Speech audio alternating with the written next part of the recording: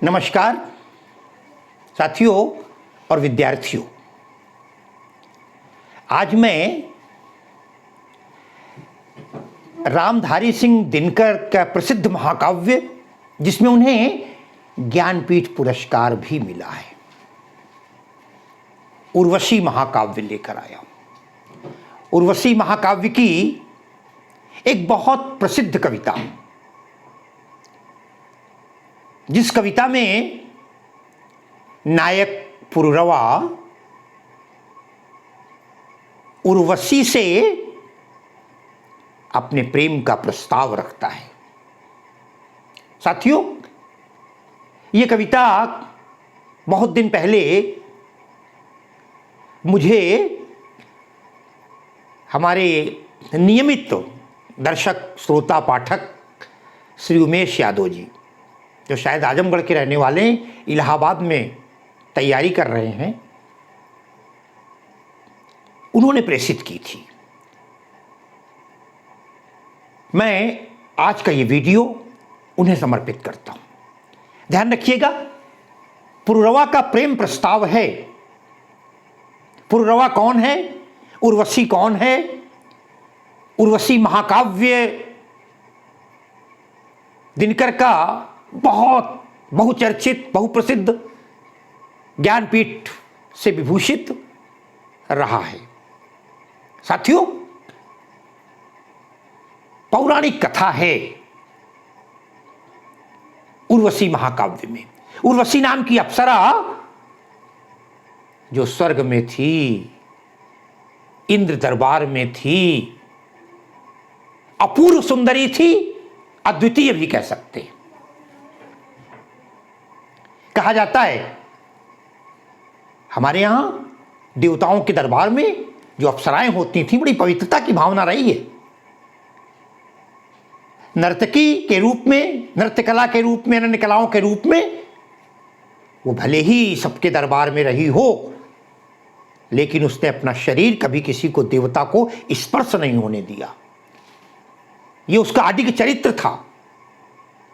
कहा जाता है एक बार अपनी दो सहेलियों के साथ, जिसमें एक चित्रलेखा भी शामिल थी, उनके साथ उर्वशी इस धरती पर आती है भ्रमण करने के लिए। इतनी सुंदर अप्सरा को देखकर कोई राक्षस पीछे लग जाता है। वो अपनी गुहार करती है आत्मरक्षा के लिए, और उस समय उसको बचाने के लिए पुरुरवा आते हैं। पुरुरवा की कथा 16वीं शताब्दी से ईसा पूर्व मिलती है। ये एक शक्तिशाली और बहुत ही प्रभावशाली व्यक्तित्व वाले, अडिग, सर्वसंपन्न, शक्तिमान राजा थे, और उस राक्षस को मारकर इसे बचाते हैं। लेकिन कई कथाएं हैं अलग अलग रूप से, और कहा तो यह भी जाता है बचाते समय एक बार इनका हाथ स्पर्श हो जाता है। किसी रूप में रहा हो, उर्वशी के प्रति पुरुरवा का आकर्षण या प्रेम बढ़ जाता है।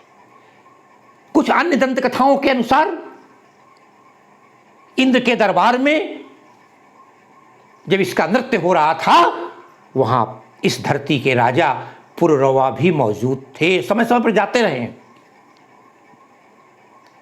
वो इससे मोहित हो जाते हैं। अन्य अन्य कथाएं हैं, हम उनमें नहीं जाएंगे।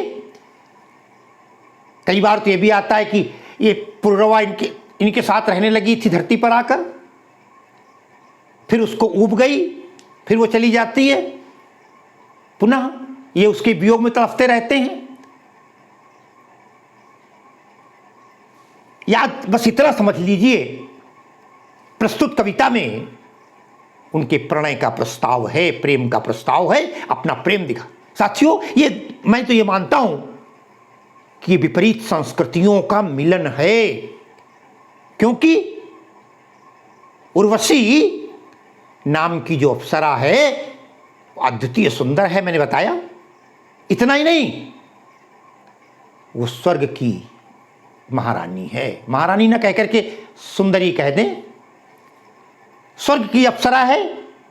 स्वर्ग की संस्कृति अलग है और ये भारत या इस धरती के राजा हैं। धरती और आकाश, धरती और स्वर्ग, मृत्युलोक और स्वर्गलोक, दोनों संस्कृतियों का मिलन है इस महाकाव्य में।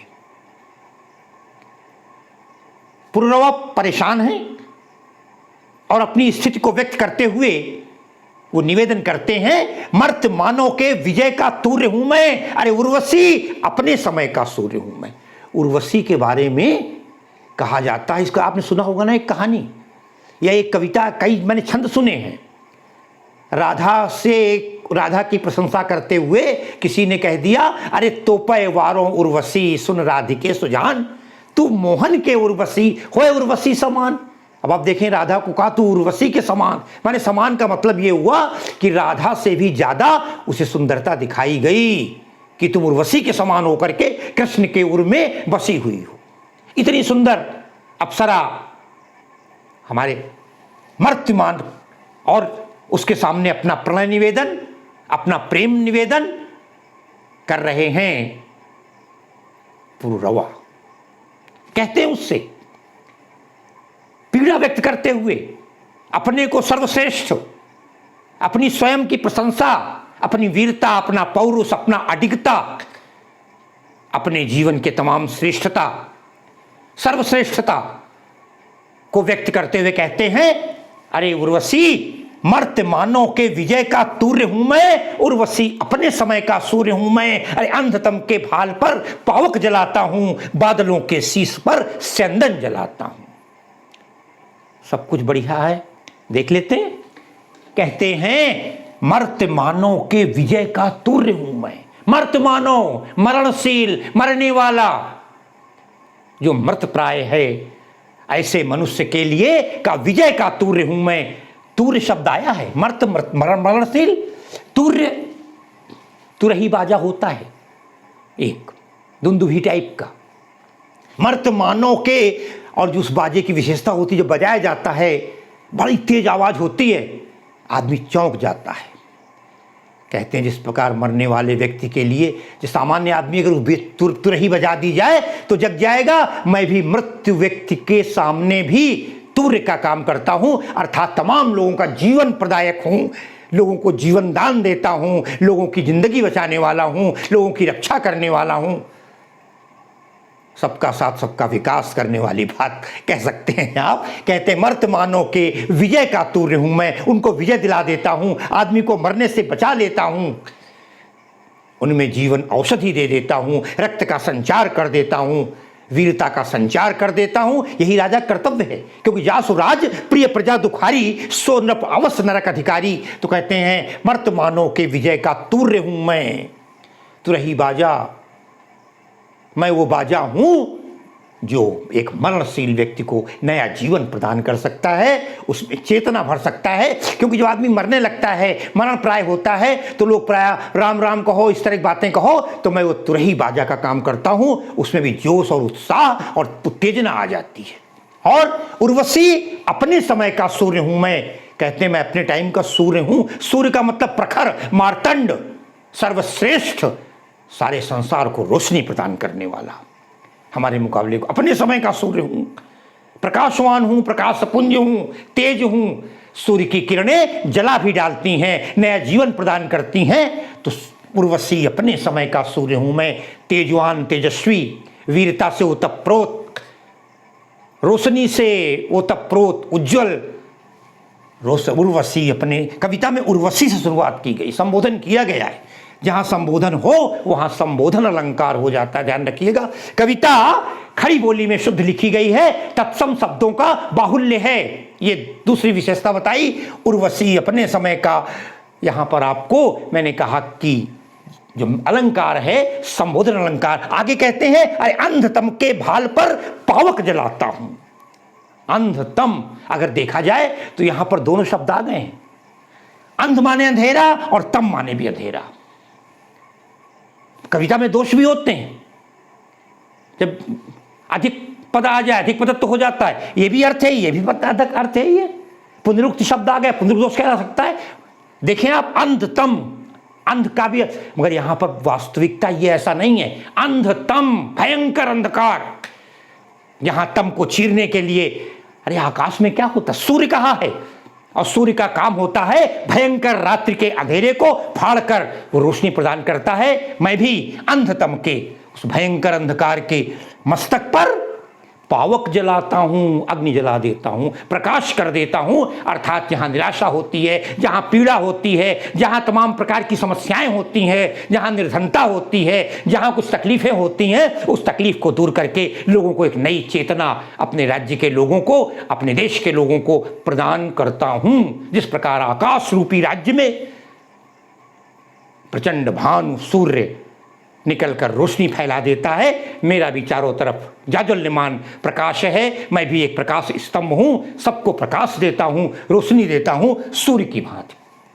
अंधतम के भाल पर पावक जलाता हूं, अरे बादलों के शीश पर स्यंदन चलाता हूं। यहां स्यंदन आया है, स्यंदन रथ को कहते हैं। अरे बादलों के शीश पर, बादल जो जलज हैं, जल प्रदान करने वाले हैं, जब मैं ऊपर एक तो भैये और बादलों के ऊपर चलता हूं रथ चलाकर, रथ चलाना ही ये सिद्ध करता है कि मैं राजा हूं। विजय रथ लेकर मैं निकलता हूं, अंधकार को फाड़ता हुआ बादलों के सर पर रथ चलाता हुआ आगे बढ़ता हूं। जो इतनी महानता मुझ में है, लेकिन पुनः दुखी होकर, यहां तो वीरता के भाव लाए, लेकिन अगली पंक्ति में वो बड़े दुखी होकर कहते हैं, पर न जाने बात क्या है, पर न जाने बात क्या है। क्या हुआ, क्या बात हो गई, आगे देखें। इंद्र का आयुध पुरुष जो झेल सकता है, अरे सिंह से बाहें मिलाकर खेल सकता है। फूल के आगे वही असहाय हो जाता, अरे शक्ति के रहते हुए निरुपाय हो जाता। दूसरा चरण कहता है, इंद्र का आयुध पुरुष जो झेल सकता है। आयुध वज्र, बड़ा प्रहार, देवताओं के पास दो ही चीजें दिखाई पड़ती, इंद्र का वज्र और ब्रह्मा का ब्रह्मास्त्र शक्ति। कहते इंद्र का आयुध पुरुष जो झेल सकता है, अपने को बता रहे हैं, मैं इंद्र को भी, इंद्र पर भी विजय प्राप्त करने वाला योद्धा रहा हूं। इंद्र का आयुध पुरुष जो झेल सकता है, उसे भी इंद्र की परवाह भी नहीं है। इंद्र का आयुध पुरुष जो झेल सकता है, अरे सिंह से बाहें मिलाकर खेल सकता है। सिंह से बाहें मिलाकर खेलना, शेर के साथ लड़ाई करना, शेर से मिल जाना, शेर को युद्ध कर लेना, आओ शेर से भी हंसते हुए हाथ मिला सकता है। अर्थात बड़े बड़े योद्धा वीर जो सिंह के समान हैं, शेर की तरह हैं, उनके साथ भी मैं बड़ी आसानी से उन्हें या तो नतमस्तक कर देता हूं अथवा उनके साथ बना लेता हूं। तो सिंह से माने वीरता का प्रतीक, मैं बहुत अधिक शक्तिमान हूं, अपनी शक्ति का शक्तिमान, शीर्षक की बात नहीं कर रहा हूं। सिंह से बाहें मिलाकर खेल सकता है। स्वयं अपने लिए कहा, इंद्र का आयुध पुरुष जो झेल सकता है, अरे सिंह से बाहें मिलाकर खेल सकता है। उसी के सामने समस्या क्या हो गई, यहां फिर भी वीरता है, मगर उसने कह दिया है फिर पर न जाने बात क्या है। साथियों, मैंने भी संबोधन बताया था, संबोधन तो हो गया, एक अलंकार और होता है, प्रश्नालंकार, प्रश्न कर रहा है, अनुप्रास तो है ही, पर न जाने बात क्या है। इंद्र का आयुध पुरुष जो झेल सकता है, सिंह से बाहें मिलाकर खेल सकता है, अरे फूल के आगे वही असहाय हो जाता। क्या बात है, शेर से खेल सकता है ना, और इंद्र का आयुध झेल सकता है, मगर फूल के आगे वही असहाय हो जाता। साथियों, एक कविता मैंने कभी पढ़ाई थी, भवानी प्रसाद मिश्र की, घर की याद। उसमें कवि जेल में है, बरसात है, उसे याद कर रहा है अपने घर की, अपने पिताजी की। पिताजी शक्तिशाली हैं, बहुत कठोर हैं, मौत के आगे न हिचके, शेर के आगे न बिचके, बोल में बादल गरजता, काम में झंझा न रचता। इतना सब कुछ है, कभी आज तक कने मौत से भी डरे नहीं, कभी रोए नहीं, लेकिन आज वो रो पड़े होंगे बराबर पांचवें का नाम लेकर, क्योंकि पांचवा मैं हूं अभागा, जिसे सोने में सुहागा पिताजी कहते रहे हैं, प्यार में बहते रहे हैं। आज उनकी आंखों में आंसू हैं। आज कवि कहता है, अरे फूल के आगे वही असहाय हो जाता। यहां फूल कौन है, फूल सी कोमल, मैं शक्तिशाली हूं, कठोर हूं, वज्र के समान हूं, वज्रवत हूं, वज्र भी झेल सकता हूं, सिंह से भी निपट सकता हूं, लेकिन फूल के आगे वही फूल सी कुमारी, सुकुमारी, अप्सरा, उर्वशी, फूल के आगे वही असहाय हो जाता। लेकिन मैं तो उसके प्रेम के आगे असहाय हूं, विवश हूं, निरुपाय हूं, कुछ भी करने की क्षमता नहीं है, शक्तिहीन हो गया हूं, निराधार हो गया हूं, कोई ताकत काम नहीं कर रही है। फूल के आगे वही असहाय हो जाता। अरे शक्ति के रहते हुए निरुपाय हो जाता। शक्ति भी है, ताकत भी है, वही हाथ हैं, वही पैर हैं, वही है रक्त, वही है जोश, वही साहस है, वैसा ज्ञान, लेकिन असहाय हो गया हूं, निरुपाय हो गया हूं, निरर्थक हो गया हूं, बेकार हो गया हूं, केवल और केवल उर्वशी का ध्यान, उर्वशी के प्रेम में पागल सा हो गया हूं। ये विशेषता है। कोई कितना, अरे राजा दशरथ चक्रवर्ती राजा थे, है ना, लेकिन कैकेयी के आगे क्या हुआ? कैकेयी से उन्होंने अपनी जब प्रशंसा की थी तो कहा था, अरे कैकेयी तू क्यों दुखी है, क्यों लेटी हुई है? तब तक उनको पता नहीं था कैकेयी कौन सा वरदान मांग लेगी।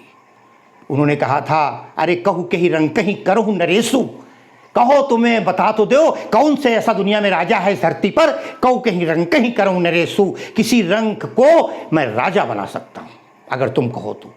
कहू कहीं रंग कहीं करहु नरेशु और कहू कहीं नपहीं निकालो देशु, कौन सा ऐसा राजा है जिसे तुम कहो तो उसको देश से निकाल कर बाहर कर दूंगा। ये अपनी वीरता का परिचय देते हैं, कहते मैं तुम्हें इतना चाहता हूं। अरे सकहु तोरी अरि अमरऊ भारी, सकहु तोरी, अरे तोड़ सकता हूं, तोड़ माने तुम्हारा, सकहु तोर अरि, दुश्मन, तुम्हारा कौन दुश्मन है?